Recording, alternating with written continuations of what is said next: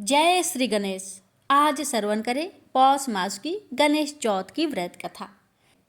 पार्वती जी ने पूछा कि हे पुत्र गणेश, अब यह बताओ कि पौष महीने की चतुर्थी को कौन सा व्रत करना चाहिए। श्री गणेश जी ने कहा कि हे माँ, पौष की चतुर्थी को लंबोदर नामक गणेश का व्रत करना चाहिए। इस दिन निराहार रहे और केवल गोमूत्र पिए व खीर से हवन करे। पुरातन में त्रेता युग में रावण ने स्वर्ग के देवताओं को अपने बस में कर लिया। बाली नामक राजा को भी संध्या करते समय पीछे से पकड़ लिया। बाली ने अपने बल से रावण को अपनी काख में दबा लिया और किष्किंधा नामक अपनी नगरी में ले आया। वहां बाली ने अपने बलवान पुत्र अंगद को खेलने के लिए खिलौना के समान रावण को दे दिया। अंगद उसे खिलौना समझकर पशु की भांति उसके गले में रस्सी बांधकर खेलने लगा। कभी रावण को इधर उधर घुमाने लगा। रावण की इस दशा को देखकर किष्किंधा की प्रजा खूब हंसा करती थी। रावण ने इस दुख से छुटकारा पाने के लिए अपने पितामह पुलस्त्य का स्मरण किया। रावण की यह दशा देखकर पुलस्त्य ऋषि ने विचारा कि रावण की यह दशा क्यों हुई। उन्होंने मन ही मन सोचा, अभिमान हो जाने पर देव, मनुष्य व असुर सभी की यही गति होती है। पुलस्त्य ऋषि ने रावण से पूछा कि तुमने मुझे याद क्यों किया है। रावण बोला, पितामह, मैं बहुत दुखी हूँ। ये नगरवासी मुझे धिक्कारते हैं और अब आप ही मेरी रक्षा करें। रावण की बात सुनकर पुलस्त्य जी बोले, रावण, तुम डरो नहीं, तुम इस बंधन से जल्द ही मुक्त हो जाओगे। तुम विघ्न विनाशक श्री गणेश जी का व्रत करो। पूर्व काल में वृत्रासुर की हत्या से छुटकारा पाने के लिए इंद्रदेव ने भी इस व्रत को किया था। इसलिए तुम भी विघ्न विनाशक श्री गणेश जी की इस व्रत को अवश्य करो। तब पिता की आज्ञा अनुसार रावण ने भक्ति पूर्वक इस व्रत को किया और बंधन रहित हो अपने राज्य को पुनः प्राप्त किया। मान्यता अनुसार जो भी श्री गणेश भक्त पौष मास की संकष्टी चतुर्थी पर इस व्रत को श्रद्धा पूर्वक करते हैं, उन्हें सफलता अवश्य ही प्राप्त होती है। प्रेम से बोलिए गणेश भगवान की जय। एक नगर में एक बूढ़ी माँ रहती थी। वह अपने बेटे की सलामती के लिए 12 महीनों की चौथ का व्रत करती थी। हर चौथ को पंसारे से थोड़ा सा गुड़ और घी लाकर 4 लड्डू बनाती, एक बेटे को देती, एक से पूजा करती, एक हथकार के लिए निकालती और एक चांद उगने पर खुद खा लेती थी। एक बार उसका बेटा ताई से मिलने गया। ताई ने बैसाखी चौथ का व्रत रखा था। ताई से पूछा, माँ तो 12 चौथ करती है। ताई बोली, तेरी माँ तेरी कमाई से तरमाल खाने के लिए 12 चौथ करती है। तू परदेश जाए तो वह एक भी चौथ नहीं करेगी।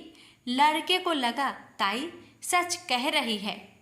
घर आकर माँ से कहा, मैं परदेश जा रहा हूँ, यहाँ तू मेरी कमाई खाने पीने में ही उड़ा देती है। माँ ने समझाकर रोकना चाहा पर बेटा नहीं माना। माँ ने उसे साथ ले जाने के लिए चौथ माता के आंखें दिए और कहा, मुसीबत में ये आंखें तेरी मदद करेगी। वह आंखें लेकर रवाना हो गया। घूमते हुए एक नगर में पहुंचा। उसने देखा एक बूढ़ी माँ रोते जा रही थी और पुआ बनाते जा रही थी। उसने कारण पूछा तो बूढ़ी माई ने कहा, बेटा, इस नगर की पहाड़ी पर एक दैत्य रहता है। पहले वह नगर में आकर कई लोगों को खाने के लिए मार देता था। अब राजा हर घर से एक आदमी दैत्य के पास भेजता है और आज मेरे बेटे की बारी है, इसलिए रो रही हूँ। और उसी के लिए पुए बना रही हूँ। वह बोला, तू पुए मुझे खिला दे, तेरे बेटे की जगह मैं चला जाता हूँ। बूढ़ी माँ ने खीर पुए उसे खिला दिए। खा पीकर वह सो गया। रात को राजा के सैनिक आए तो बूढ़ी माँ ने उसे भेज दिया। दैत्य के सामने पहुंचने पर उसने चौथ माता के आंखें दैत्य की तरफ फेंककर कहा, हे चौथ माता, यदि मेरी माँ मेरी सलामती के लिए व्रत करती है तो दैत्य का सिर कटकर गिर जाए। तुरंत दैत्य का सिर कटकर गिर गया। लड़का वापस आ गया। राजा ने उसे उपहार देकर विदा किया। चलते हुए एक दूसरे राजा के नगर में पहुंचा। इस राज्य में आवा तभी पकता था जब एक इंसान की बलि दी जाती थी। सिपाहियों ने उसे पकड़कर आवे में चुन दिया। लड़के ने आंखें आवे में डाले और कहा, हे चौथ माता, यदि मेरी माँ मेरी सलामती के लिए व्रत करती है तो आवा मेरी बलि लिए बिना ही झट से पक जाए। आवा तुरंत पक गया। आवे में से मिट्टी की जगह सोने चांदी के बर्तन निकले। अंदर से लड़का बोला, बर्तन धीरे धीरे निकालना, मुझे लग न जाए। राजा ने उसे निकलवाया और पूछा, इस आवे से तुम बच कैसे गए? लड़के ने बताया कि उसकी माँ चौथ माता का व्रत करती है, व्रत के कारण ही वह बच पाया है। राजा को विश्वास नहीं हुआ। उसने एक चांदी की सुराही मंगवाई और कहा कि सुराही की नली से निकलकर दिखाओ, तभी मुझे विश्वास होगा। लड़के ने चौथ माता को याद करके आंखें सुराही में डाले और कहा, मैं भौरा बनूं, सुराही से निकलूं। लड़का भौरा बनकर सुराही से निकल गया। राजा ने खुश होकर राजकुमारी की शादी उसके साथ करवाई और सभी लोगों को चौथ माता का व्रत करने को कहा। उसे माँ की याद आई। उसने राजा के पास जाकर खुद के नगर जाने की इच्छा जाहिर की। राजा ने रथ, घोड़ा, हाथी और खूब सारा दान दहेज देकर उन्हें विदा किया। चौथ के दिन अपने नगर पहुंचा।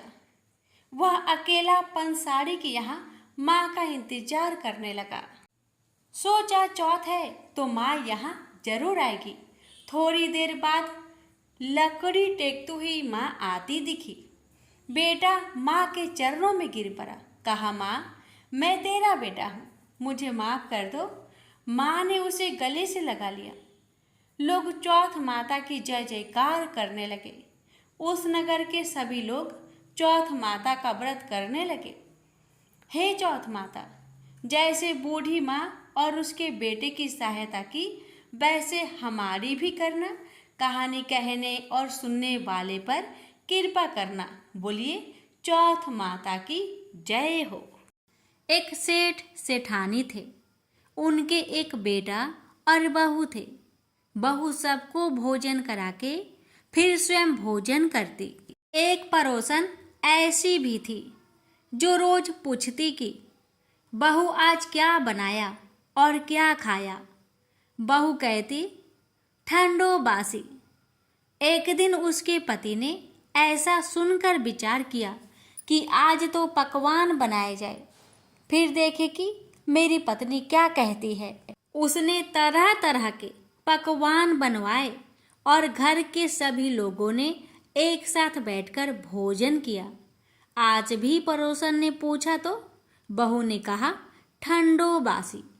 सेठ के लड़के ने सोचा, हो ना हो कोई बात अवश्य है जिससे कि मेरी पत्नी ऐसा कहती है। उसने पत्नी से पूछा, तुम रोज ठंडो बासी खाया, ऐसा क्यों कहती हो, जबकि हम सबने एक साथ बैठकर कई तरह के पकवान खाए। उसकी पत्नी बोली, हम लोग जो खा रहे हैं वह बाप बूढ़ों की कमाई है। जिस दिन आप कमा कर लाओगे उस दिन मैं समझूंगी कि ताजा भोजन कर रही हूँ। अब एक दिन लड़के ने माँ से कहा, माँ, मैं एक बड़े शहर में कमाई करने जा रहा हूँ। माँ बोली, बेटा, अपने पास इतना धन है कि खाया नहीं खुटेगा।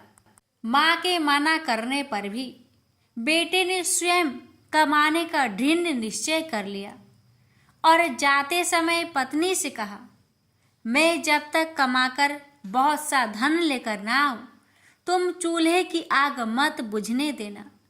एक दिन चूल्हे की आग बुझ गई तो वह मन ही मन घबराने लगी, कहीं मेरे पति पर संकट तो नहीं आन पड़ा। जल्दी से पड़ोस में से आग लाकर चूल्हे में रख दूं। ऐसा विचार करके पड़ोस में गई। वहां पड़ोसन चौथ माता का व्रत पूजन कर रही थी। पड़ोसन ने कहा, थोड़ी देर में आकर ले जाना। बहू ने पड़ोसन से पूछा, आप यह व्रत क्यों करती हैं?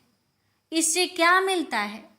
पड़ोसन ने कहा, चौथ माता के इस व्रत को करने से अन्न लक्ष्मी मिले और अपनी मनोकामना पूरी हो।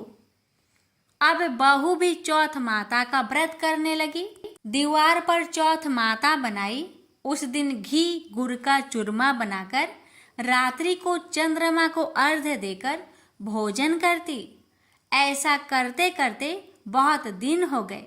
चौथ माता ने उस बहू के पति को सपना दिया कि साहूकार का बेटा, तू जागे कि सोवे, तेरी पत्नी बहुत याद कर रही है। घर जाकर उसकी चिंता मिटा। तू दुकान खोलकर कंकु केसर का पगलिया बना के बैठ जाना। आज तेरा हिसाब किताब चुकता हो जाएगा। अब तो चौथ माता ने जैसा कहा था वैसा ही हुआ। उसने घर जाने की तैयारी की और गाड़ी भर के धन दौलत लेकर चल दिया। रास्ते में एक बड़ा सा काला नाग फन फैलाए बैठ गया और कहने लगा, आज तो मैं तुझे डसूंगा, छोड़ूंगा नहीं। आज तेरी आयु पूरी हो गई है। तो सेठ के लड़के ने कहा, आज चौथ माता ने मुझे सपना दिया है तो मैं अपनी पत्नी से मिलने घर जा रहा हूँ। वहाँ मेरी पत्नी बहुत चिंता कर रही है। मैं उससे मिलकर जरूर आऊँगा, तब तुम मुझे डस लेना। नाग ने कहा, तुम शपथ पूर्वक कहकर जाओ तो मैं तुम्हें जाने दूंगा, परंतु लौट कर नहीं आए तो तुम्हारे घर आकर मैं तुम्हें डस लूंगा। इस प्रकार सर्प को वचन देकर वह अपने घर पहुंचा।